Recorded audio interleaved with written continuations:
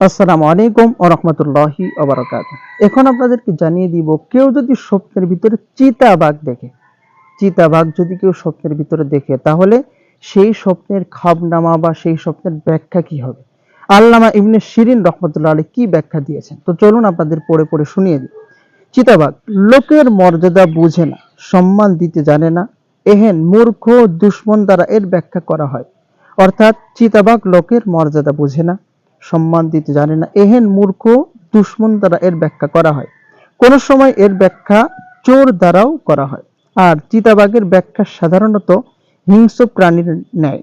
তবে স্বপ্নে চিতাবাঘের দুধ পানকারী ব্যক্তি অতি শীঘ্র কোনো মঙ্গল বা কল্যাণ প্রাপ্ত হবে। তো আশা করি বুঝতে পারছেন, আপনাদের পড়ে পড়ে শোনালাম যে আমরা যদি চিতাবাঘ যদি দেখি, তাহলে এটা কিন্তু একেবারেই অপমান ও অপদস্থের কারণ কিন্তু হবে। কারণ লোকের মর্যাদা বুঝে না, সম্মান দিতে জানে না, তারাই কিন্তু এই স্বপ্ন কিন্তু বেশি দেখে থাকেন। এহেন মূর্খ দুশ্মন দ্বারা এর ব্যাখ্যা করা হয়। অর্থাৎ এমন দুশ্মন আপনার হবে, সেই দুশ্মন হলো মূর্খ, সে বুঝতে পারবে না, আপনার সম্মান দিতে জানবে না। কোন সময় এর ব্যাখ্যা চোর দ্বারাও করা হয়। আর চিতাবাঘের ব্যাখ্যা সাধারণত হিংস্র প্রাণীর ন্যায়।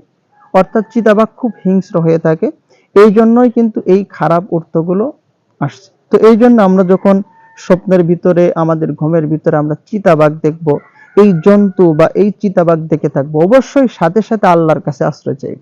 আল্লাহর কাছে যদি পানা চাই, মহান রব্বুল আলামিনের কাছে যদি আশ্রয় চাই, এই হিতের বিপরীত কিন্তু আল্লাহ তাআলা ঘটাইতে পারেন। চিতাবাঘ দেখেছেন, তাই যে আপনার সম্মান নষ্ট হয়ে যাবে, আপনার মূর্খের শত্রুতার সংখ্যা বেড়ে যাবে, এরকম কিন্তু নয়।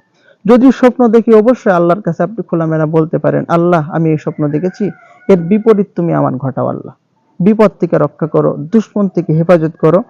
এভাবে কিন্তু আমি আল্লাহর কাছে চাইতে পারি, তাহলেই কিন্তু বিপদ থেকে আল্লাহ তাআলা রক্ষা করবেন। তো আশা করি আপনারা বুঝতে পেরেছেন যে স্বপ্নের ভিতর কেউ যদি চিতা বাঘ দেখে, তাহলে এই স্বপ্নের খাবনামা কি, এই স্বপ্নের ব্যাখ্যা কি। আসসালামু আলাইকুম ওয়া রাহমাতুল্লাহি ওয়া বারাকাতুহু।